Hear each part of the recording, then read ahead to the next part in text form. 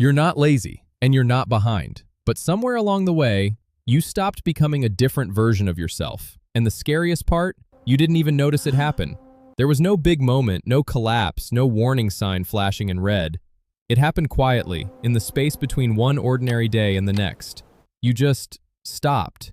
And you called it settling down, you called it finally being okay with who I am. But deep down, some part of you knows the truth. You didn't find peace. You found a stopping point, and you've been standing on it for years. This isn't a video about failure. This is a video about the version of you that's still in there, waiting. And if any of the next 7 signs feel a little too close, that's not an accident. That's recognition. You might be telling yourself you're fine. Most people who've stopped growing tell themselves that. It's not a lie exactly. It's a quiet agreement you made with yourself somewhere along the way, one that let you stop trying without having to admit you were tired of trying. So before we go any further, let go of whatever story you've been telling yourself about why things are the way they are. Just listen, and let your body tell you which ones are true. Sign number 1. You replaced growth with comfort, and you called it peace. There was a time you wanted things. You wanted to learn, to push, to become someone new. You stayed up late chasing an idea. You asked, what if I tried this, and actually meant it? Then one day, you stopped. And you told yourself a story about why. I'm just more grounded now. I finally know who I am. I don't need to prove anything anymore. It sounds like wisdom. It feels like peace.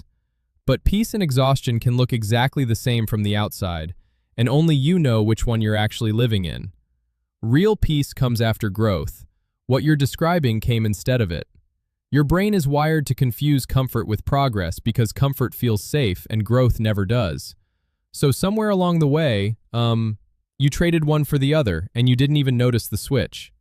Think about the job you didn't apply for, the conversation you didn't start, the version of your life you stopped imagining because the one you have now is easier to sit inside. None of that makes you weak, it makes you human. But comfort has a strange property. It doesn't just stop the bad feelings. It also quietly stops the reaching. And reaching, the uncomfortable stretch towards something you're not yet, is the only thing that was ever actually moving you forward. Sign number 2.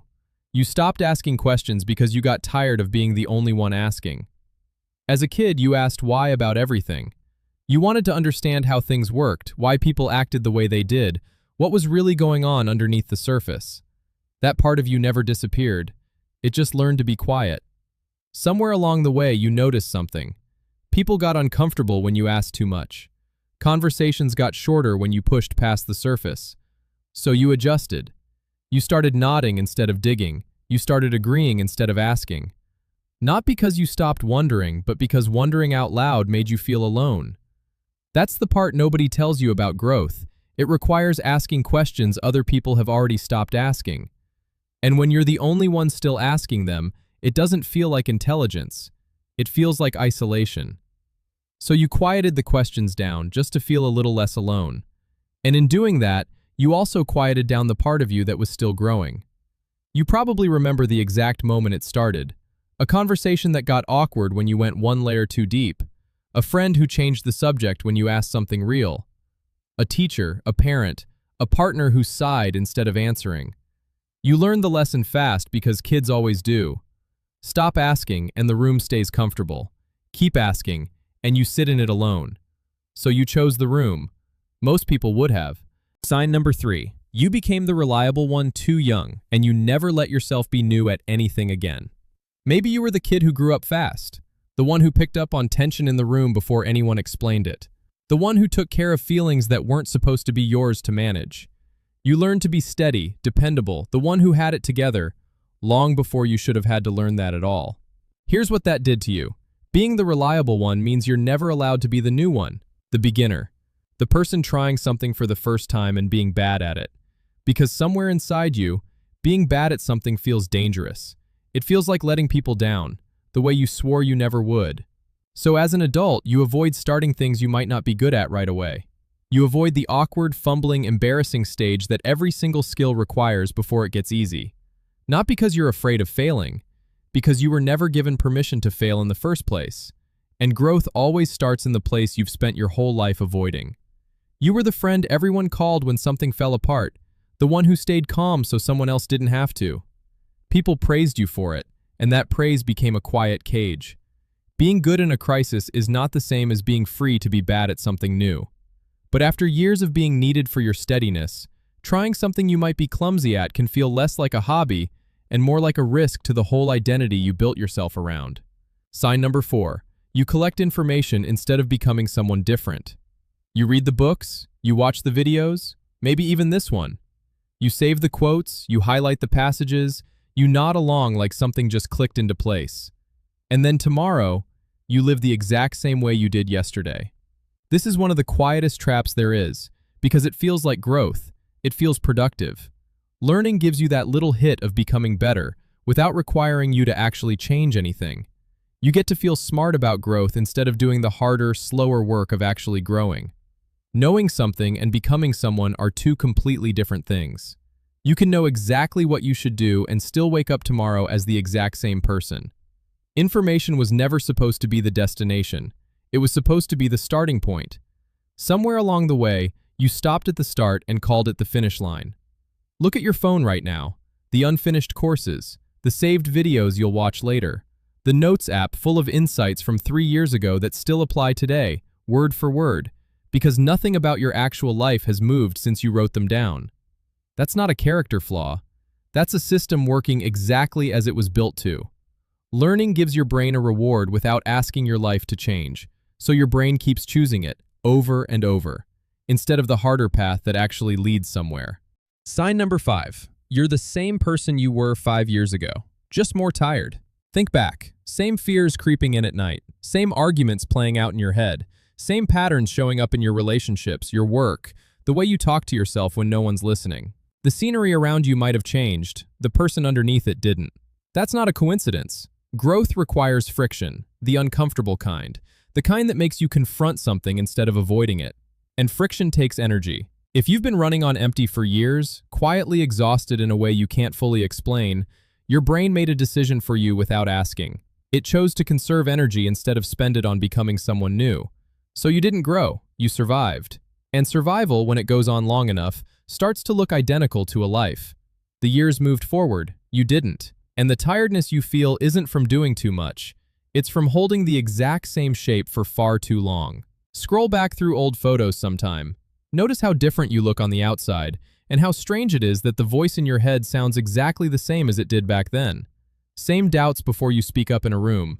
Same story about why this time isn't the right time. The outside kept moving because time doesn't ask permission. The inside stayed still because that took a different kind of effort, the kind you didn't have left to give. Sign number 6. You stay in rooms that confirm you, not rooms that challenge you. Look at the people you talk to most, the content you consume, the conversations you choose to have. Notice how often they agree with you, validate you, tell you that you're right, that you're enough, that you don't need to change a thing. There's nothing wrong with comfort. But if every room you walk into already agrees with you, something important has quietly gone missing. You've built a life designed to never make you feel small, wrong, or out of your depth again. And while that protects you, it also seals you off from the exact thing growth requires. Being in a room where you're not the smartest, the most capable, or the most certain person in it. You didn't do this on purpose. Nobody chooses isolation on purpose. You just kept gravitating toward what felt safe, one small decision at a time, until one day you looked around and realized every room you're in sounds exactly like you. And a life that only ever echoes you back to yourself isn't a life that's still growing. It's a life that's preserving. Even the algorithms feeding you content right now are part of this. They learned what makes you nod, and now they hand you more of it over and over, until your whole feed feels like a mirror instead of a window. It feels good. It feels like being understood. But understanding and growth aren't the same thing.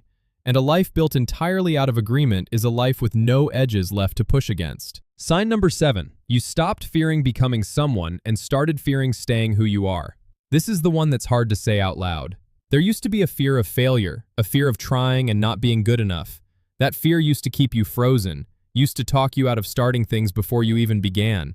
But somewhere in the quiet, that fear changed shape. It's not failure you're afraid of anymore. It's permanence. It's the creeping thought that this, exactly this, the version of you reading these words right now, might just be it. Not because you're not capable of more, but because you've spent so long protecting yourself from discomfort that the discomfort of staying the same has become the new normal. That's the part nobody warns you about.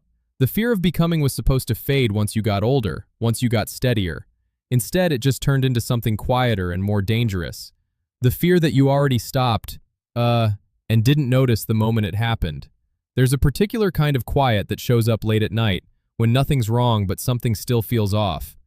That's this fear, showing up uninvited. Not loud, not dramatic, just a small voice asking if this is really all there is. Most people push that voice away as fast as it appears, because sitting with it feels unbearable. But that voice isn't your enemy.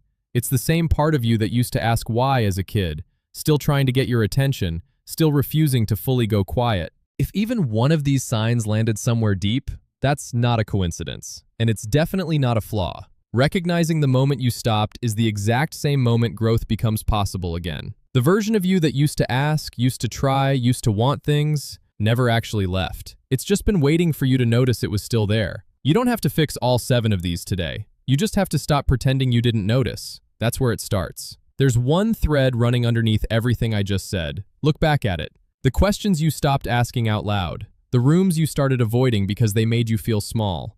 The version of you that learned, a long time ago, to carry things by yourself. Most of these signs trace back to the same root. You've been doing the hardest parts of this alone. If that part landed harder than the rest, I made a video that goes even deeper into exactly that feeling. It's called, Do You Do These 7 Things Alone? And it breaks down 7 specific habits that look like isolation from the outside, but are actually signs of a mind that processes the world differently than most. Some of what you just heard will make a lot more sense after you watch it. Go watch that one next. It might explain the part of you this video only got close to.